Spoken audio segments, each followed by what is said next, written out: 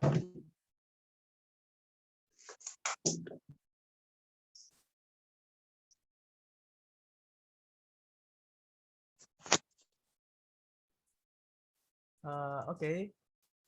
Selamat sore semua.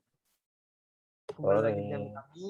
Kami kali ini akan dibawakan materinya oleh Dimas Wiranata tentang tarakan ya. Dan kali ini saya akan membacakan peraturan-peraturan dalam mengikuti seminar ini. Yang pertama, dilarang membuka atau meng-unmute selama materinya sedang berlangsung, dan peserta tidak boleh share screen lagi sementara Dimas Wiranata sedang menunjukkan presentasinya. Dan juga nanti akan ada sesi tanya jawab dan akan dipimpin oleh moderator. Dan tanpa membuang-buang waktu lagi, saya akan menyerahkan kepada moderator Muhammad Al-Farisi. Silakan. Baik, terima kasih, Michael.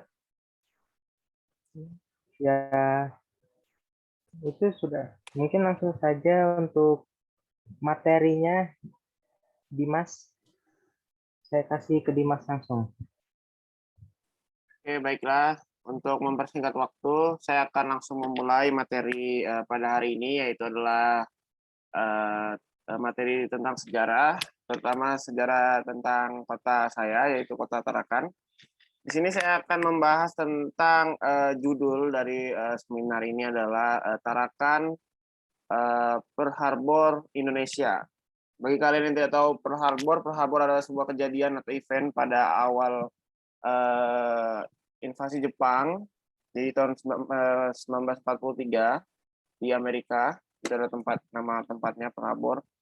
Jadi di saat itu terjadi bom, Jepang mengebom pelabuhan di Amerika secara tiba-tiba. Jadi sekarang saya langsung saja men-share screen. Di sini saya ada presentasi. Oke, baiklah. Apakah sudah terlihat, teman-teman? Iya, sudah terlihat, Dimas. Oke, baiklah. Di sini saya akan memperlihatkan sebuah gambar yang mungkin cukup asing bagi teman-teman. Jadi di sini adalah sebuah gambar yang menurut teman-teman adalah sebuah gambar yang tidak terlalu berarti karena mungkin adalah sejarah dari bangsa lain. Tapi sebenarnya ini adalah potret dari Tarakan pada tahun sekitar 1942 sampai 1945, lebih tepatnya sekitar mulai dari 1939 ya, dari kolonial Jepang di Tarakan atau pertama kali di Tarakan. Jadi sekitar 78 tahun yang lalu atau 79 tahun yang lalu kita akan menyaksikan bahwa Tarakan sekarang sudah jauh berkembang. Jadi inilah potret Tarakan sekarang, kota saya. Jadi inilah dari pusat kotanya. Jadi di sini saya akan membahas tentang sejarah tentang Tarakan. Di sini tulisannya bahasa Inggris karena saya mohon maaf belum mengganti presentasi saya karena inilah presentasi untuk bahasa Inggris. Saya mohon maaf, saya lupa. Selanjutnya di sini kita langsung saja. Jepang itu pertama kali turun di Indonesia atau mendarat di Indonesia pertama kalinya di Tarakan, di Pulau Tarakan. Jadi pada tanggal 11 Januari 1942. Jadi mereka menyerang Tarakan secara tiba-tiba. Itu pada tanggal itu tengah malam Jepang menurunkan kurang lebih 2.000 pasukan, 2.000 tentara, di antaranya adalah tentara angkatan udara, tentara angkatan darat, dan tentara angkatan laut. Itu bernama Right Wing Unit. Jadi mereka itu bertugas untuk mengambil Tarakan dari Belanda, karena sebelumnya Tarakan itu diduduki oleh Belanda pada tahun 1939. Jadi pada tanggal 11 Januari tersebut mereka membantai pasukan Belanda, dan hampir dari setengahnya itu tewas dalam kejadian tersebut, dan setengahnya lagi itu langsung dieksekusi mati dipenggal kepalanya dengan katana, lalu diceburkan badannya ke minyak-minyak panas. Mungkin ada beberapa kejadian seperti mengapa disebut sebagai Pearl Harbor, karena kejadian ini mirip sekali dengan Pearl Harbor yang Jepang datang menggunakan pesawat, menggunakan tentara, karena ini menggunakan tentara, mereka mengebom Tarakan secara tiba-tiba. Ini tentunya malam-malam hari, dan kejadian bom panjang itu adalah salah satu kejadian di Tarakan yang secara harfiah memang itu adalah bom yang diterapkan oleh Jepang pada saat itu. Di sini saya akan membahas tentang peninggalan-peninggalan apa yang ditinggalkan oleh Jepang atau Belanda pada kejadian tersebut. Di sini saya akan membahas tentang Bangkar di Lantamal 13. Ini adalah Bangkar di Mamberungan ya teman-teman.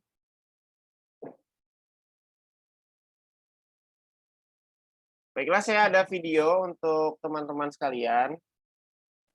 Mungkin bisa melihat video. Ini saya ada video. Halo guys. Oke, di sini video kalian bisa melihat bahwa di sini maaf saya agak kecilkan sedikit. Apakah di sini terlihat? Tidak terlihat. Ini saja ya. Di sini kita bisa melihat di sini adalah tempat asli dari Bangkar ini.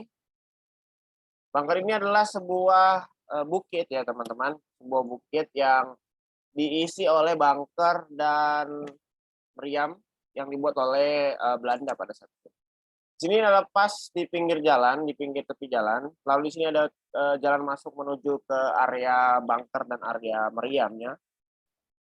Kalian bisa lihat di sini. Nah, di sini saya ditemani oleh Saudara Rahmat, di mana Saudara Rahmat adalah kelompok dari visip di kelompok lain di grup ini. Jadi dia membantu saya dalam membuat video ini.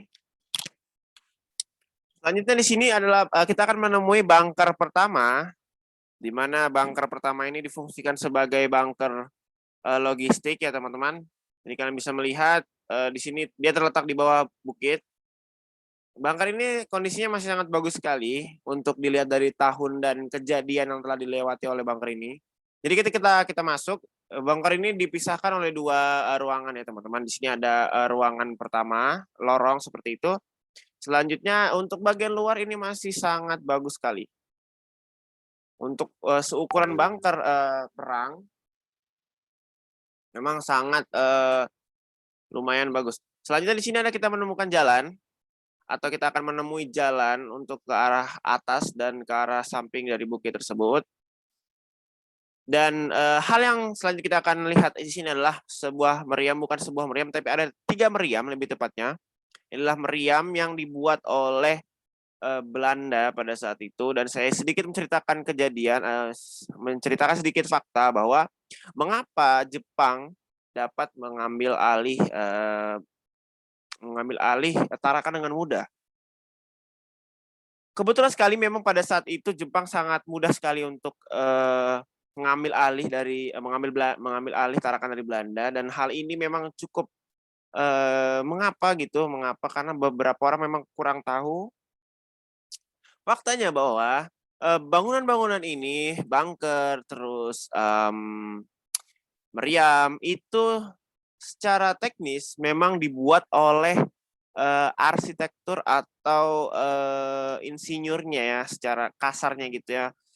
Pokoknya pendesainnya dan insinyur itu adalah orang dari pihak Jepang. Itu bisa jadi orang Jepang atau orang Cina ya, saya lupa. Jadi pada saat itu dia memang bertugas untuk menstrukturkan benda-benda yang ada di Tarakan seperti bangker, seperti meriam. Jadi pada saat itu mereka secara tidak langsung menjadi mata-mata gitu. Jadi inilah yang membuat mengapa Jepang sangat mudah sekali, dan pada saat itu memang mereka sangat mudah sekali mengetahui dari mana saja Belanda menyerang lautnya. Jadi di bagian pulau mana saja yang diperlengkapi oleh senjata, mana yang tidak, seperti itu. Selanjutnya kita di sini lihat bahwa memang kondisi dari meriam ini sangat bagus. Dari besi-besinya, bajanya, terus ada semen, ada tembok-temboknya masih bagus sekali. Di sini ada, kalian bisa lihat ada tembok yang masih bagus, dan memang pemerintah Kota Tarakan memang melakukan sedikit reparasi atau sedikit perbaikan, dan di sini adalah jalan untuk naik ke bagian atas dari bukit ya teman-teman. Jadi bisa lihat ada banyak sekali di sini. Tempat ini dimanfaatkan oleh penduduk lokal untuk sebagai kebun lombok, kebun cabai, kebun pisang, dan juga ada tebu di sini. Untuk pemandangan ini sangat asri ya teman-teman, karena kalian bisa menikmati suasana yang tenang, suasana yang luar biasa menyejukkan gitu. Karena kalian bisa melihat laut, bisa melihat pohon-pohon, dan sini sangat sepi ya, maksudnya sunyi gitu, sepi, nggak ramai dengan orang.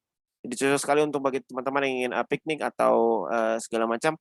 Dan tempat ini memang tidak terlalu jauh dari Kota Tarakan, sekitar 20 menit lah dari pusat kota.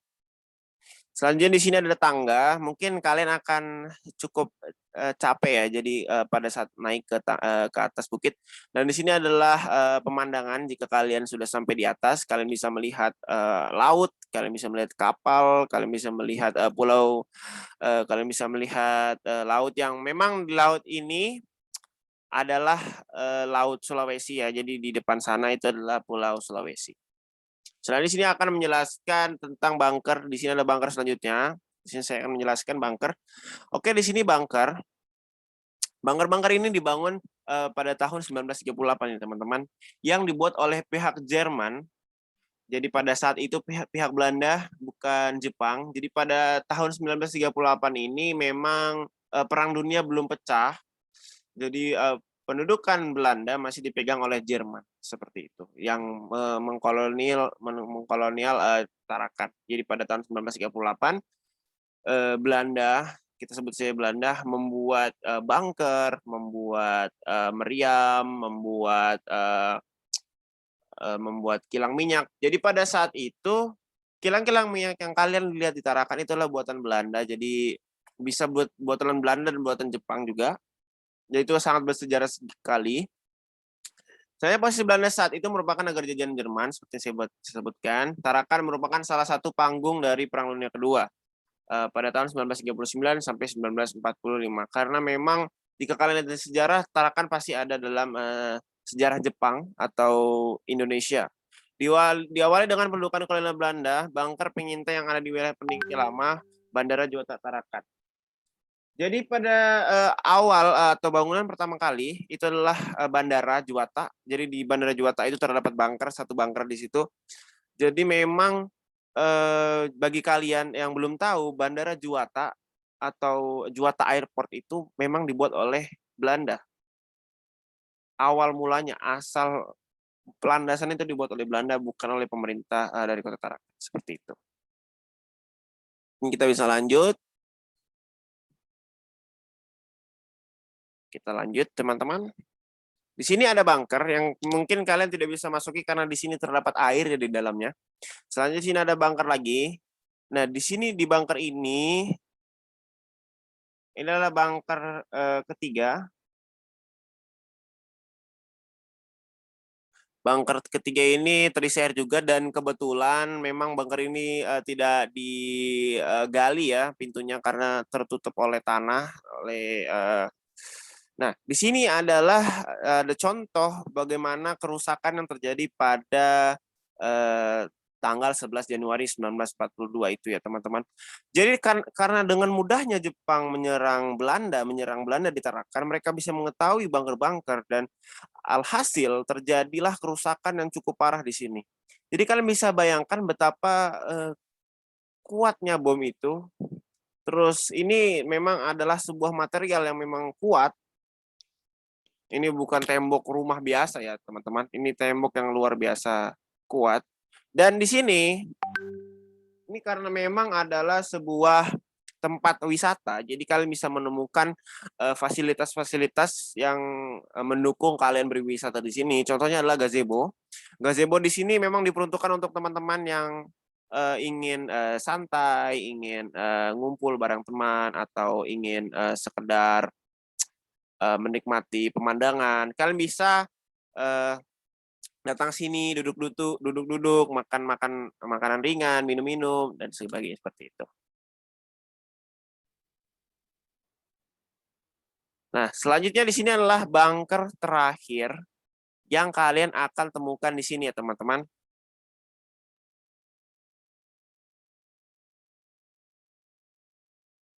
Nah, di bunker terakhir ini kalian bisa masuk ke dalamnya, dan ini adalah bunker yang paling bagus kondisinya. Kalian bisa masuk sampai dalam-dalam. Jadi kalian bisa lihat kondisinya masih luar biasa, masih good lah.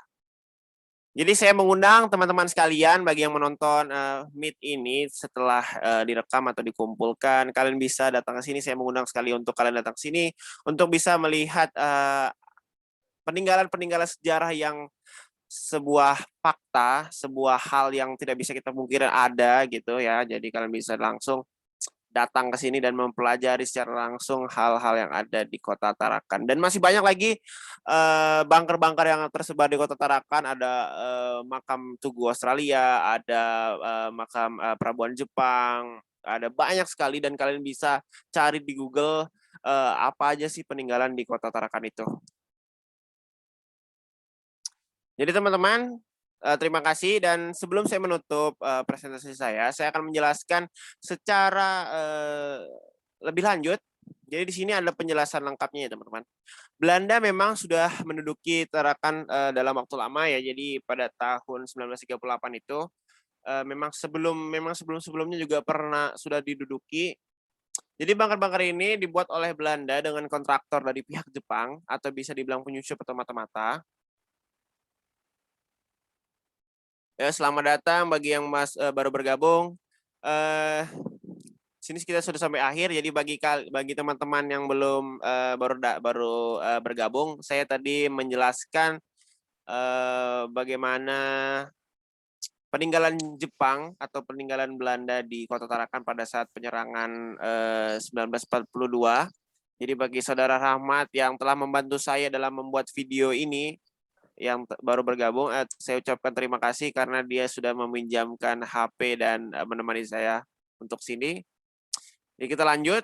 Pada tahun 1942 terjadi perpecahan perang di Tarakan oleh Jepang. Tarakan yang semula diduduki oleh Belanda akhirnya jatuh ke tangan Belanda dengan perang yang berdarah seperti yang saya sebutkan tadi. Tarakan juga merupakan tempat pertama di Indonesia yang didatangi oleh Jepang, dan itu adalah kejadian yang sangat bersejarah ya, teman-teman. Oke, kita lanjut. Oke, baiklah, di sini saya berterima kasih kepada Rahmat Adriansyah yang telah meminjamkan HP kepada saya, dan kebetulan orang yang ada di sini, jadi saya ucapkan terima kasih. Baiklah, saya mungkin akan mengembalikan kepada moderator ya. Saya akan stop share. Saya akan mengembalikan kepada moderator. Mungkin ingin membuka sesi tanya jawab atau bagaimana? Mungkin saya kembalikan ke moderator Muhammad Al-Farizi. Ya, terima kasih Dimas, penyampaian sangat bagus. Selanjutnya adalah sesi tanya jawab. Ada yang ingin bertanya tentang materi yang sudah dijelaskan oleh Dimas tadi? Silahkan bertanya. Halo. Ayo, Michael, menanya. Oh ya, Pak Ali. Oke. Sorry ya, saya tidak videokan kan lagi mau mandi. Oke, saya suaranya aja lah. Ntar porno lagi. Oke, tadi Dimas sudah menjelaskan banyak hal ya tentang bunker yang ditemukan di atau terdapat di Tarakan. Sesuatu yang menarik dan sampai sekarang menjadi tanda tanya buat saya pribadi tentang pembuatan bunker ya, dan tempat-tempat meriam itu. Tadi disebutkan kalau tidak salah bahwa itu adalah buatan Belanda dengan bantuan katakanlah arsitektur dari Jepangnya kalau tidak salah. Nah, mungkin di sini saudara Dimas bisa menjelaskan kembali hubungan Belanda dan Jepang sebelum Perang Dunia Kedua itu seperti apa ya? Oke, terima kasih. Oke, baik. Apakah bisa langsung saya jawab? Ya. Boleh, boleh. Oke. Moderator, silakan. Oh, moderator Ya, moderator dulu. Silahkan dijawab pertanyaan tadi. Oke, baiklah, saya akan menjawab pertanyaan tadi. Untuk sejarah sebelum pecahnya Perang Dunia Kedua itu sekitar 1938, saya kurang tahu, jujur saya kurang tahu hubungan antara Jepang dengan Belanda ini. Cuman pada saat pembangunan tersebut, pihak Jepang ini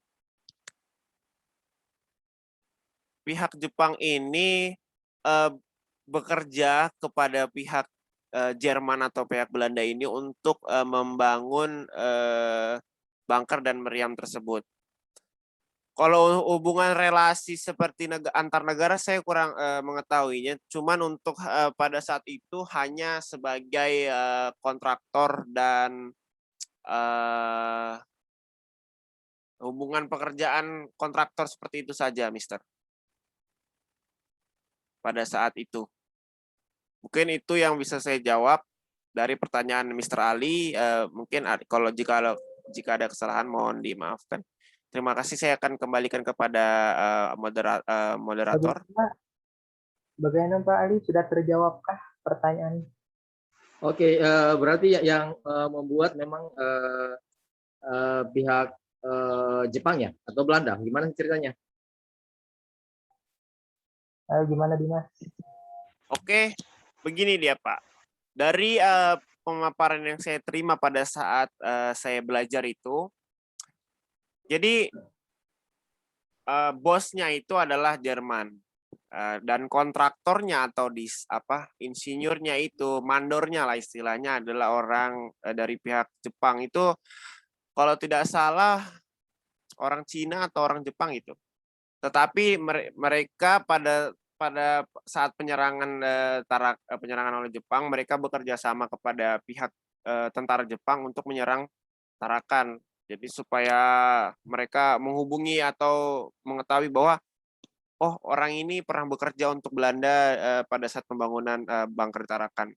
Ayo kita cari orangnya lalu kita tanya, begini. Akhirnya mereka mengetahui bahwa bunker-bunker itu ada di mana aja. Dan memang itu mungkin secara tidak sengaja ya, karena pada tahun segitu 1938 memang belum pecah Perang Dunia Kedua, jadi Jepang itu belum melakukan agresi militer kepada negara-negara jajahannya seperti itu. Mungkin saya kembalikan ke Muhammad Al-Farizi sebagai moderator. Bagaimana Pak Ali, sudah terjawabkah yang Oke, sudah ada gambaran sedikit. Berarti saya lagi ya. Ini bunker-bunker ini dibuat pada saat pendudukan Belanda di Indonesia atau di Tarakan saat itu, kemudian yang menjadi pekerja saat itu adalah termasuk orang Jepang ya, seperti itu kurang lebihnya.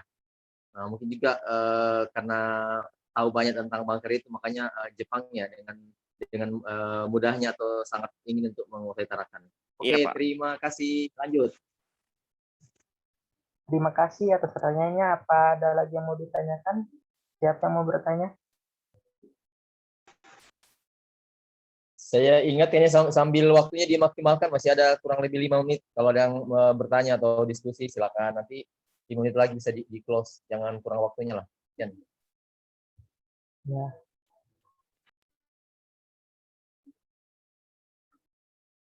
Gini Dimas, saya aja yang bertanya lah. Oke, mungkin boleh, silakan. Ini saya kan belum tahu ya tentang materi tadi tuh, penjelasannya kurang paham. Ada penjelasan yang belum dijelaskan tadi. Gimana bisa Jepang bisa ke Tarakan? Apakah itu emang tujuan awalnya atau emang nggak sengaja ke Tarakan? Itu gimana? Oh ya, saya belum jelaskan tadi ya, mengapa Jepang memilih Tarakan sebagai tempat pertama. Betul? Pertanyaan seperti itu? Ya Oke. betul. Saya akan menjelaskan. Alasannya adalah Jepang ini sebelum ingin menyerang, sebelum ingin menginvasi suatu negara, mereka akan mencari sumber daya yang paling bagus di negara tersebut. Mengapa? Karena untuk aku mau, misalnya saya Jepang nih, aku mau jajah ini.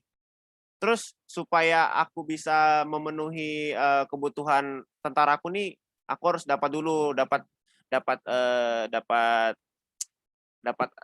supplier dulu gitu. Jadi di Tarakan itu bisa diketahui bahwa di Tarakan, di Kalimantan terutama di Tarakan, itu memang minyak buminya sangat baik, sangat bagus, sangat murni. Jadi pada saat ditambang itu sudah keluar minyaknya, itu langsung bisa dimasukkan ke dalam mobil, langsung bisa dimasukkan ke dalam tank, langsung bisa dimasukkan dalam mobil-mobil. Tidak perlu disuling lagi. Jadi apa?